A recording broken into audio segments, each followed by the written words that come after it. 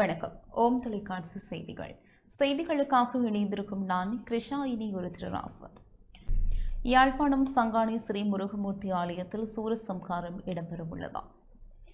யாழ்ப்பாணம் சங்கானை இலுப்பை தாழ்வு ஸ்ரீ முருகமூர்த்தி தேவஸ்தானத்தில் கந்தசஷ்டி விரதம் சூரசம்கார உற்சவம் என்பன நடைபெறவுள்ளதா?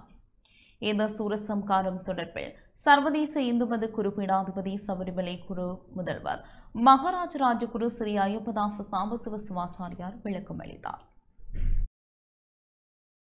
ஓம் தொலைக்காட்சி நேயர்கள் அனைவருக்கும் சர்வதேச இந்து மத குருபீடத்தின் இனிய வணக்கங்களும் நல்லாசிகளும். வருகின்ற திங்கட்கிழமை 27ஆம் திகதி முருகப்பெருமானுடைய இந்த விரதங்களிலே தலை சிறந்ததாக அதி உன்னதமாக போற்றி வழிபாடு செய்யப்பட்ட கந்தசஷ்டி விரதத்தினுடைய 6வது திதியாகிய சஷ்டி திதி நிறைந்த நாள். அன்றைய தினம் ஆணவங்கன்மம் மாயையாகிய மும்மலங்களின் வடிவங்களிலே வந்த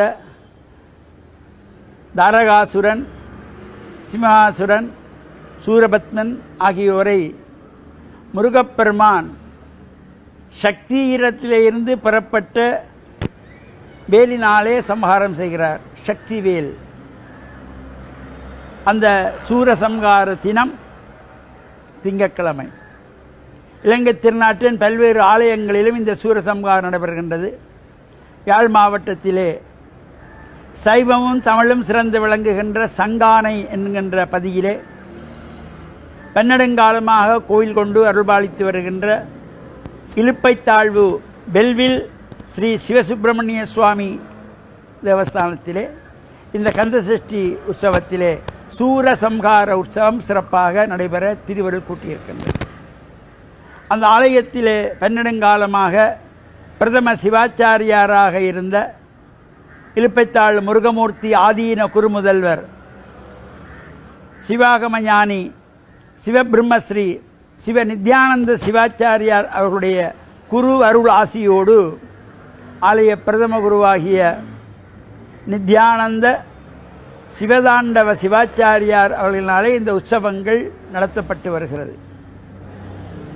இந்த சம்ஹார உற்சவமாகிய சூரசம்ஹாரம் நிறைவு பெற்று மறுநாள் செவ்வாய்க்கிழமை 28ஆம் திகதி திருக்கல்யாண உற்சவமும் சிறப்பாக நடைபெற இருக்கின்றது. அந்தந்த பகுதியிலே உள்ள அந்தந்த ஆலயங்களிலே நடைபெறுகின்றதாகிய இந்த சூரசம்ஹார உற்சவங்கள் திருக்கல்யாண உற்சவத்திலே சகல அடியவர்களும் கலந்து முருகப்பெருமானை வழிபாடு செய்து இஷ்ட சித்திகளை பெறுகின்ற வகையிலே இந்த ஆலய வழிபாடுகளிலே நாம் செல்லுகின்ற பொழுது சமய கலாச்சார விழுமியங்களை பாதுகாக்கின்ற வகையிலே கலாச்சார உடைகள் அணிந்து செல்ல வேண்டும் என்ற எண்ணம் ஒவ்வொரு பெற்றோருக்கும் வர வேண்டும். நாம் ஆலயங்களுக்கு செல்லுகின்ற பொழுது ஆசார சீரராக நம்முடைய கலாச்சார உடைகள், ஆண்கள் வெள்ளை வேட்டி சால்வை அணிந்து செல்ல வேண்டும், தாய்மார்கள் பட்டு சேலை அணிந்து செல்ல வேண்டும், இளம் பிள்ளைகள் பட்டு பாவாடை அணிந்து செல்ல வேண்டும். இவ்வாறு நம்முடைய கலாச்சார உடைகளை இந்த ஆலய உற்சவங்களிலாவது நாம் அதனை பிரதிபலிக்கின்ற வகையிலே அமைய வேண்டும் என்ற நல்ல சிந்தனையோடு அனைவருக்கும் முருகப்பெருமானுடைய திருவருள் கிடைக்க வேண்டும் பிரார்த்தித்து ஓம் தொலைக்காட்சி நேயர்கள் அனைவருக்கும் சர்வதேச இந்து மத குருபீடத்தின் சார்பில் நல்ல ஆசிகளை கூறிக்கொள்வதில் மன மகிழ்வு கொள்கிறோம். வணக்கம். இத்துடன் இந்த செய்தி அறிக்கை நிறைவு பெற்றது. தொடர்ந்தும் நமது நிகழ்ச்சிகளோடு இணைந்திருங்கள். வணக்கம்.